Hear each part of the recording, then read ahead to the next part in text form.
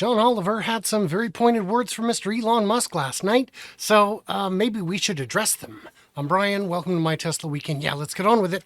Here's the thing. John Oliver's a very smart guy. I had a couple of people message me and say, my gosh, should there be a lawsuit? Will there be a lawsuit? This has to cross into defamation, and it does not. See, mostly what was going on was Mr. John Oliver here was engaged in deception, but the normal kind, the normal media kind. If you've been following this channel at all, you know that I delve into the realm of media bias quite a bit, quite extensively. They were a lot of jokes about his style, about what he looks like, about how he acts. Jokes are not defamation, they're jokes. We're adults, we can get over it. There were jokes pointed at fans. No real jokes pointed at investors. Kind of hard to find jokes there. Jokes made at the expense of Cybertruck and those who would buy it. And there was some lazy stuff like, oh, the 2 million recalls. That's just lazy. He knows better, surely, but he's playing to the cheap seats. There are two things I know to be true. One is, if you bet against Elon, you will go broke. And the other is, you will never go broke if you make fun of Elon.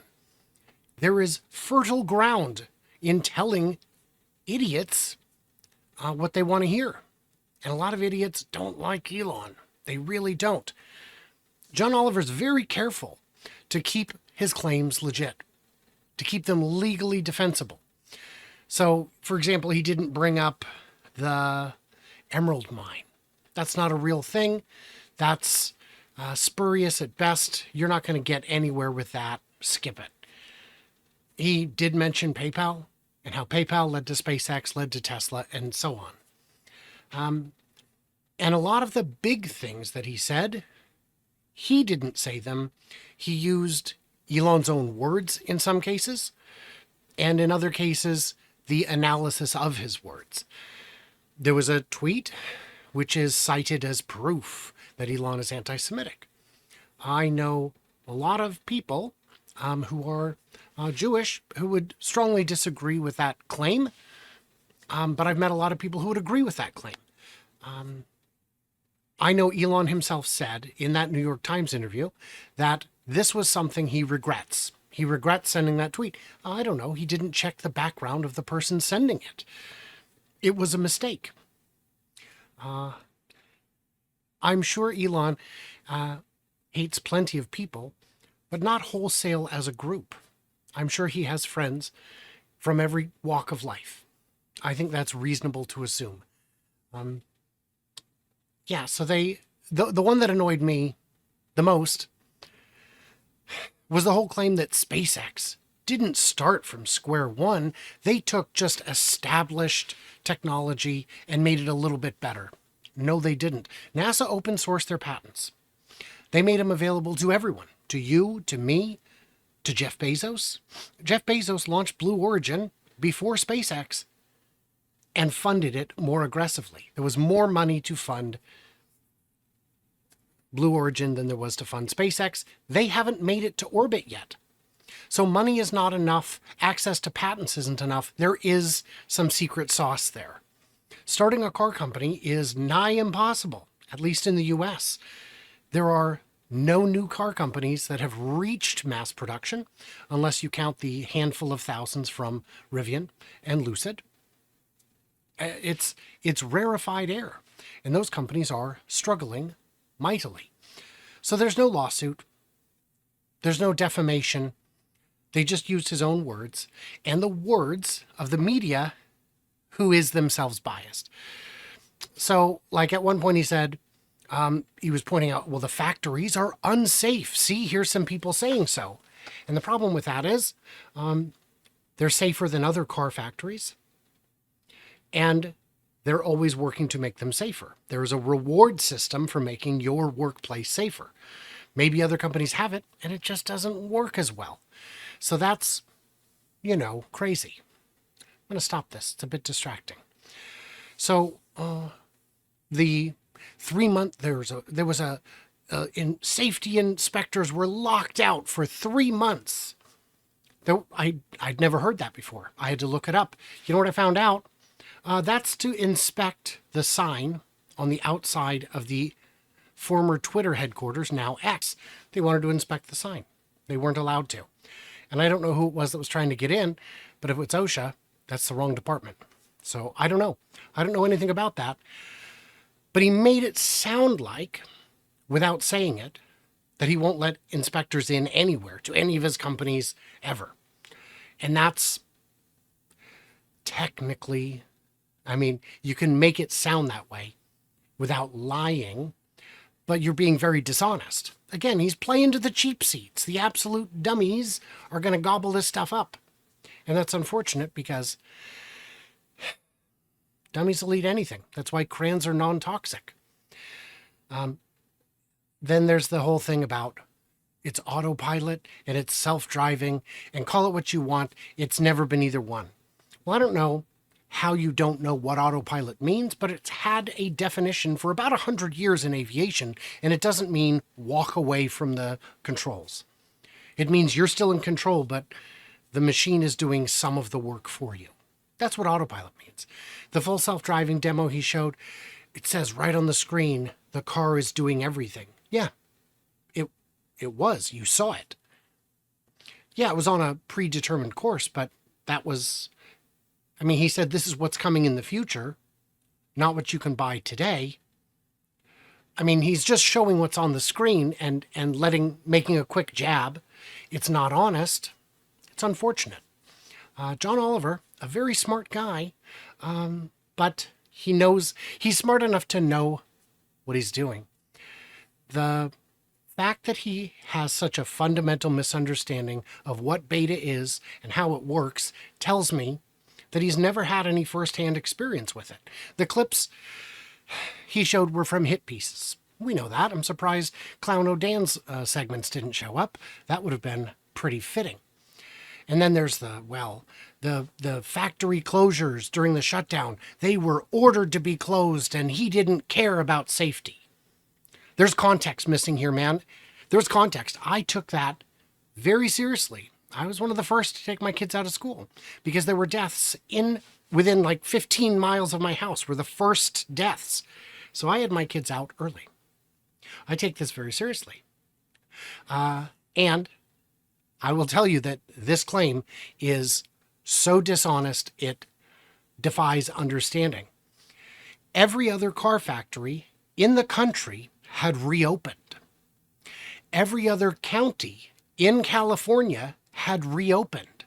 There was one car factory and one county that was still saying, no, we need more time. We need more time. And he said, no way, no way. If this isn't targeted, it's so mind-bogglingly stupid that it's time to just make other plans. Tesla already had working corona protocols in Shanghai that were very effective, that did the job. They knew more about it than any of the other car companies who had already been reopened for some time. He knows better. You know better, John. You know better. I still love you, but my gosh, it calls into question the validity of a number of other things I've seen on your show. I used to love Wendover Productions until I saw how bafflingly wrong he was about these issues, and I realized, oh my God, I know this topic better than you. There is no way. I can't trust anything else you've said, and it breaks my heart a little. There was a part where they were talking in the White House press briefing room, and they were saying, why don't you stop him? John Oliver's making it sound like, well, we want to stop him, but we just can't. Our hands are tied because he's too powerful. No, that's not the reason. The reason is, why would you stop anyone? Yes, he's doing the things that the government probably should have done, but people don't like that much government. They don't want the government to own all the utilities and all the everything. They want things done without having to pay for the taxes. There's no taxes on this. Starlink is famously not even getting access to FCC money that they were promised or that they were able to bid on because the rules changed in the middle of the race. Very crazy. It's anti-freedom, saying that you should be able to strip someone of their companies because the companies were too good. That's insane. The reason you can't stop him is the same reason people can't come to your house and tell you to stop whatever business you have. That's none of my business. It's yours. The whole thing with Ukraine. Yeah, you saw the Ukraine soldiers loved what they were doing. And then you're making a big scene because he didn't turn on Starlink in Crimea. Elon and SpaceX are still beholden to international laws, and they were only allowed to put Starlink in as a defensive measure, not as an offensive measure. And Elon had even said, what am I supposed to do? Do I turn it on and become part of an offensive war? If that's what you want me to do, give me the permit and we'll do it, but don't make it my decision. The idea that Elon is pro-Putin is maybe the dumbest of the theories I've heard about Elon. And there are so many. It's such a long list, and this one's right at the top 3 for sure. Elon's SpaceX single-handedly dismantled the entire Russian commercial launch industry. It's gone. They used to be the world's payload provider, and now it is gone. Now he's coming for their next big thing, their number one export, fossil fuel. You think Putin loves him? You think they love each other? You think they have a good relationship? That is ludicrous. Well, we'll talk to you, but we have to make sure it's okay with SpaceX. Yeah, because they don't want you to divulge operational secrets that could jeopardize the satellites, the whole system. What are you talking about?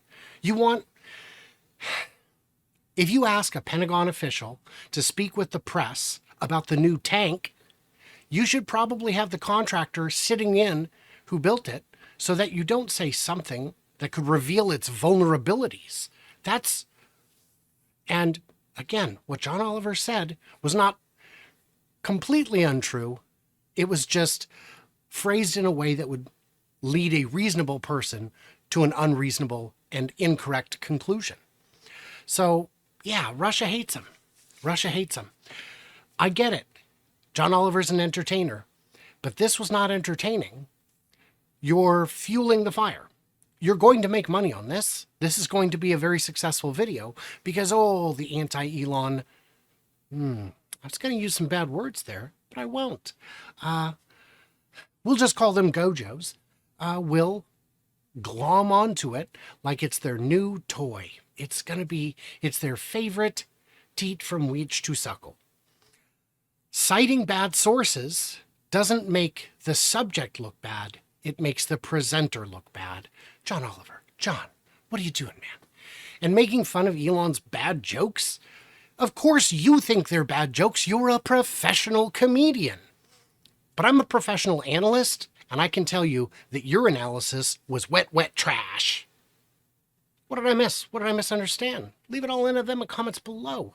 Stay tuned, stay juicy, all that good stuff. And if you like hearing about the ways in which the media is all messed up, I do have a tracker. It went public yesterday. You can see a glimpse of what we got.